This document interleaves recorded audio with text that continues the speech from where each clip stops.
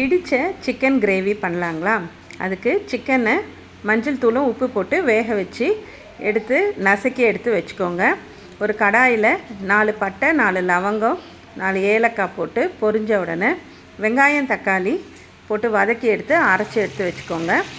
அப்புறமா திரும்பவும் எண்ணெய் ஊற்றி கறிவேப்பிலையும் இஞ்சி பூண்டு பேஸ்ட்டு போட்டு வதங்கினதுக்கப்புறம் அரைச்சி வச்ச மசாலாவையும் அதில் சேர்த்துருங்க. கூடவே அதுக்கு முன்னே மிளகாய்த்தூள், தனியாத்தூள், ஜீரகப்பொடி, கரம் மசாலா பொடி இதெல்லாம் போட்டு நல்லா வதங்கினதுக்கப்புறம் அந்த கறி வேக வச்ச தண்ணி அதில் ஊற்றிட்டு அதை சிக்கனையும் இடித்து வச்சதையும் அதில் சேர்த்துருங்க.